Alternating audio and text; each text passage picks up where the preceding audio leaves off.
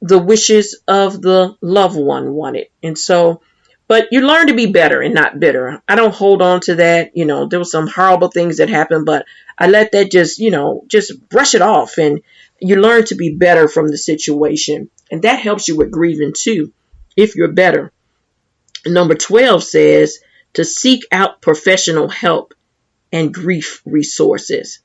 Well, there you have it. There are so many grief counselors that I've talked to, but I love this. I love the way she says grief resources, and my grief resources were those scriptures. Some of those scriptures that I just shared with you, and I have so many others that I looked, I knew how to go to them. I went back to what I know. I always refer to my scriptures and Jesus and what would Jesus do. Number 13 says, do random acts of kindness. This is so nice. I love this. The random acts of kindness to help you take your mind off the grief. I think that's what it does. And as you were so used to taking care of somebody for so long, or just wishing that you can do more for the loved one that passed away, you can do random acts of kindness. My mother was a very, very kind woman. She would give you the shirt off her back. My dad was too. He would give you the shirt off his back, but he wasn't as open and kind as my mom was. And my brother, the same thing. He would give you the shirt off his back, but it might be something in it for him. He might be looking for just a little something in it for him. I think you get my point. Being kind to people is one of the things that Jesus did often, even when they weren't kind to him. And so random acts of kindness help you to even be, you remember when I was talking about going away and praying and being in commune with God? That's one of the ways that you can also be in commune with God, because God is a giver, and he loves for us to give. And as we give, he gives to us. And so those random acts of kindness will definitely help you with the grieving process. And that was one of the things in the Mr. Rogers movie, It's a Beautiful Day in the Neighborhood. He was telling the guy how to, how do you make it? The guy was kind of trying to make him not be who he really was. And like I said, I don't want to give the movie away, but Mr. Rogers was like, you just have to be who you are. I am who I am. And he just was a kind man. Number 14, it says to practice self-care, like getting plenty of rest. It was just like what Jesus did when he gathered the disciples and took them out into the water and like, come on, let me get out here with you guys. And out here, I'm going to do some rest. I had already rested up and I was praying to my Father, but let's come out here. And I'm going to show you some self-care. Number one, you got to trust me, okay? Trust in me. And that's why he allowed Peter to walk on the water. And then soon as Peter took his eyes off Jesus and looked down in the water, that's when he began to sink. And that's what this self-care is all about. We cannot allow ourselves to sink back down in letting ourselves go and not taking care of ourselves. I know that it's hard because I'm still grieving right now. I'm trusting the process. I'm taking time alone. I'm doing all of these things, these tips that have been offered to me, and taking the advice of the scriptures that have been given to me, and, practicing self-care. I like that it says to practice self-care, because we really don't know too much about self-care, because we were tossed into situations where you had to just, jump on board and just do it. And just do it. And then the people started looking forward to you to doing it. It was kind of like with Jesus at the party. They wanted to make him a superstar. And he's like, that's not why I'm here. I didn't come here for people to, flashing lights. Y'all know how we do. We get so doggone paparazzi crazy. But that's not what Jesus wanted from the people. He wanted them to glorify his Father and understand that these things, they're coming from my Father, and all I'm trying to do is deliver the message and let you see that because my Father loves you so much, for he loved the world so much that he gave you me. I was the ultimate sacrifice. And so Jesus is doing all of these things for us, but he was preparing. He was still taking care of himself. He knew what was coming ahead, that he needed to have all of his rest and be able to go to the cross for us, hang there, bleed, die, let them torture him on that cross. But he knew in the process that he needed his rest. And 15 says, remind yourself that you will feel better as time goes on. That was what Jesus did. He knew that even after being tortured and tormented, crucified, he knew that he had to be buried and that one day he would be resurrected and everything would be well, not just for him, but for us as well. For God so loved the world that he gave his only begotten Son, that whosoever, and there it is, whosoever believed in him should not perish, but they shall have everlasting life. So that was 15 tips for coping with grief, especially around the holidays, by Natalia Lazinski. She laid it out. She gave me the tips. I added in a little Jesus with it. I gave you a little bit of my experience, what I'm going through with it, in hopes that you will be able to relax, enjoy the holidays the way you want to enjoy them now. You can incorporate your old traditions. You can even come up with some new traditions.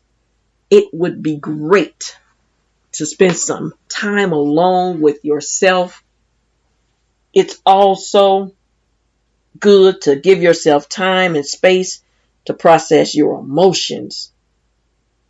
It's also good to not be afraid to say no to party invitations and get yourself right back up into the same old way it used to be.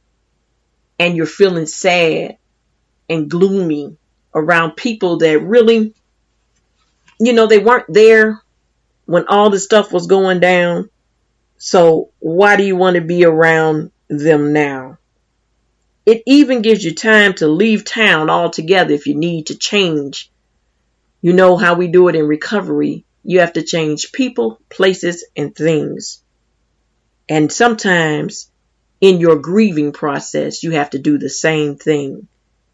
You have to get away from some people. You have to not go to places that you know you shouldn't be at. You have to leave town altogether. It's good to connect with like-minded people, connect with others. Like-minded people that are going through the same thing and they have the same feelings and the same beliefs as you do. There's nothing like community. There is all sorts of grief counseling communities, even in social media. You have to not be bitter, but be better. And one of the ways that can help you be better is to focus on activities that fulfill you. It's time to get back into doing what you like to do. It's okay. Come on, let's do it. It's okay to seek out professional help and grief resources. This is a great one. You can hear it over and over and over again on my website at AskPastorDeb.com. Do random acts of kindness. Come on, help somebody. Give somebody a gift. Bring them some food without them even asking for it. Take them out to dinner. Take someone to see an excellent movie like It's a Beautiful Day in the Neighborhood, a story about Mr. Rogers. Practice self-care. Getting plenty of rest is one of the things that you can practice in taking care of yourself. You have to remember that you will feel better as time goes on. I'm praying for each and every one of you. I also learned that from Mr. Rogers, to pray for people and call out their names. And so as we go through the holiday season, grieving for our loved ones, remember to pray out to God, commune with Him, and He will bring you comfort. Everyone, please have a wonderful and blessed day. And remember, God loves you, and He is your comforter, even during your grieving season. God bless you. You've been listening to Ask Pastor Deb on WOSDRadio.com, the show about recovery and spiritual awareness. We thank you for listening, and please join us again next Sunday at this time on WOSDRadio.com.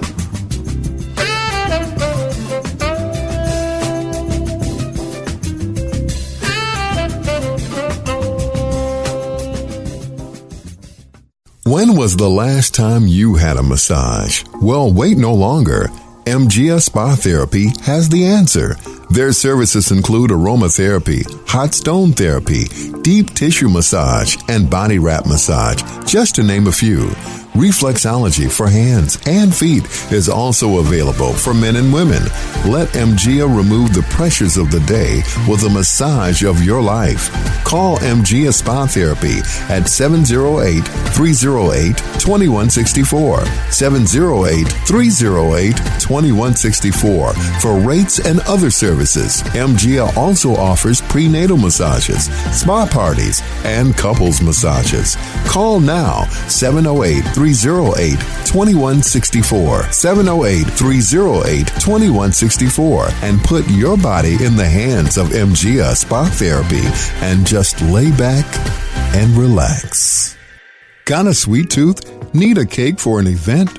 Call Ebony at Ebby Cakes. Ebony is a self-taught home baker that's been making custom cakes since 2004 and in business since 2014. Ebony has party cakes for 20 people or more. Cupcakes are sold at a dozen and start at $60 for 24 cupcakes. My personal favorite is the buttercream cupcakes with sprinkles. Sound good? Call Ebony at 708-743-0705. That's 708-743-0705. Or email her at info@ebbycakes.com. That's info@ebicakes.com. Her business hours are Tuesday through Friday, 10 a.m. to 6 p.m. Whether it's an entire party cake or just cupcakes, Ebony has whatever your sweet tooth craves. Call 708-743-0705. 708-743-0705. Ebby Cakes is what you need.